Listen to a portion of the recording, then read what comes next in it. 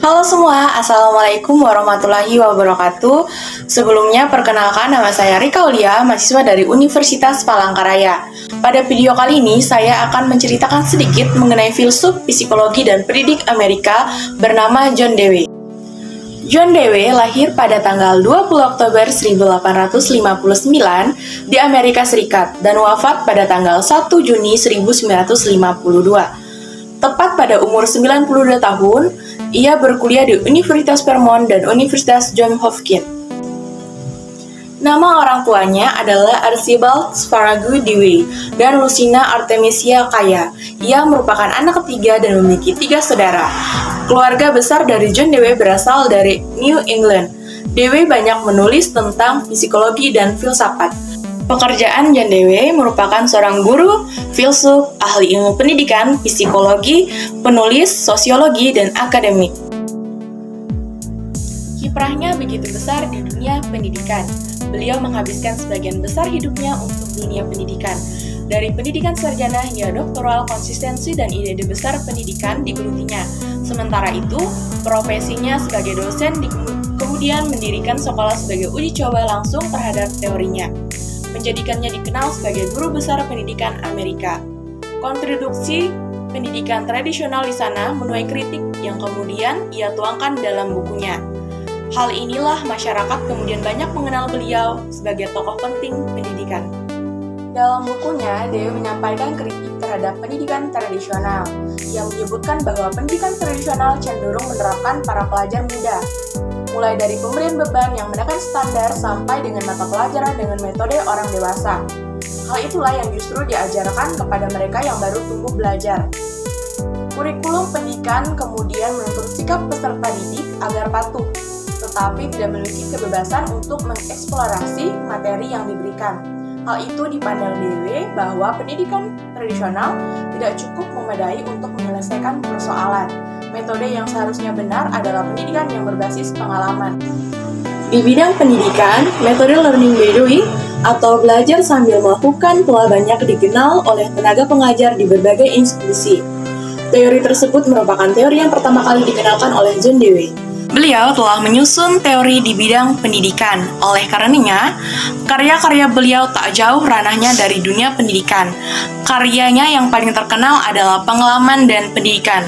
Buku ini membahas konsep pendidikan berbasis pengalaman. Latar belakang pemikiran John Dewey. Secara empirik, pemikiran John Dewey sangat dipengaruhi oleh kondisi negaranya. Semasa dia hidup di mana kala itu banyak terjadi kontroversi budaya di Amerika. Salah satunya adalah berkecamuknya perang saudara yang menyebabkan kehidupan politik dan sosial, khususnya pendidikan, dikendalikan secara sepihak dengan tidak manusiawi. Kondisi tersebut membuat Dewey lebih condong pada demokrasi di mana pada saat yang sama, ia juga mencoba memasukkan unsur filsafat dalam kehidupan dan pendidikan. Secara intelektual teoritis, pemikiran John Dewey banyak dipengaruhi oleh 2 aspek, yaitu 1. Aspek intelektual dari Darwin, yakni bahwa kehidupan mengalami perubahan terus-menerus yang dalam kajian filsafat dikenal sebagai yang membelum. 2. Hegelianisme, yaitu gerakan filsafat yang berpusat pada sejarah dan logika, serta menekankan pada aspek realita untuk menguasai ide absolut tentang sebuah fenomena. Pemikiran-pemikiran John Dewey. John Dewey adalah seorang pemikir yang pragmatis dan praktis, serta dianggap beraliran fungsionalisme. Beberapa pemikiran yang pernah dikemukakan oleh John Dewey antara lain, yaitu bidang pendidikan, bidang filsafat, dan pandangan terkait manusia. Bidang pendidikan. John Dewey memiliki pandangan bahwa pendidikan merupakan upaya untuk membantu manusia dalam merefleksikan masalah di masyarakat. Upaya memperlengkapi manusia agar bisa menghasilkan perubahan nyata dalam kehidupannya. Hal terpenting dalam pendidikan adalah sifat sosialnya, dan pendidikan haruslah berorientasi pada mempersiapkan lingkungan belajar untuk memacu pengalaman bertumbuh. Menurut Dewey, pembentukan tujuan pendidikan haruslah berlandaskan pada lingkungan di mana anak didik tumbuh dan berkembang atau di mana pendidikan itu berlangsung. Ia juga mengatakan bahwa pendidikan yang paling efektif adalah pendidikan yang berlangsung dalam lingkungan demokratis dan keterbukaan, di mana orang bisa bebas dalam melakukan penyelidikan.